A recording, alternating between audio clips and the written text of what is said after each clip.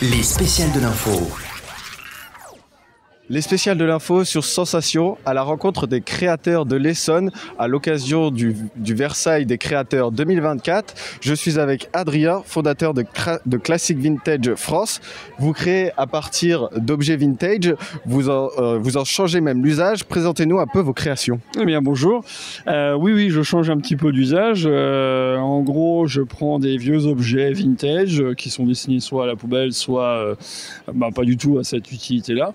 Et donc je refais des lampes, je crée des objets détournés, des jerrycans en minibar ou des produits un petit peu inattendus aussi qu'on peut retrouver à la maison et qui sont utiles et pourquoi pas agréables aussi par la suite sur l'utilisation.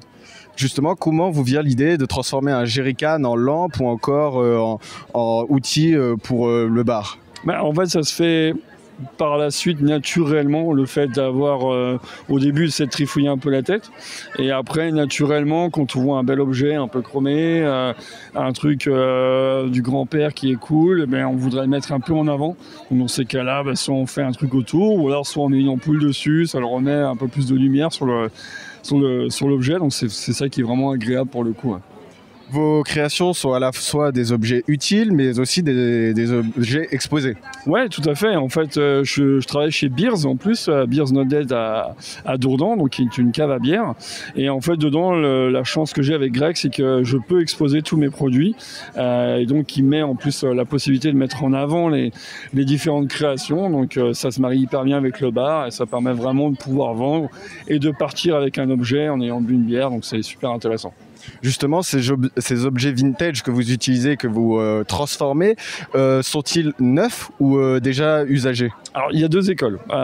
Sur du produit, de lampe et tout, généralement, c'est déjà du usagé. Et après, sur du jerrycan notamment, il y a vraiment deux écoles parce qu'on a des jerrycans qu'on peut utiliser qui sont vraiment vieux, vintage, mais on aura tout un procédé de sablage, de peinture pour enlever l'odeur parce que dedans, il y a 20 ans ou 30 ans de fuel. Donc, ça va mettre un coût supplémentaire. Et suivant le portefeuille de chacun, en fait, on a la possibilité d'avoir un jerrycan neuf, du coup, moins cher pour moi à l'achat aussi, mais qui va permettre d'offrir à quelqu'un, avec un coût un peu moins inférieur, tout simplement, la possibilité de mettre un jerrycan minibar. Merci Adrien d'avoir répondu à nos questions. On peut retrouver plus d'informations sur votre site, classicvintagefrance.com. Nous on se retrouve prochainement pour d'autres thématiques sur Sensation.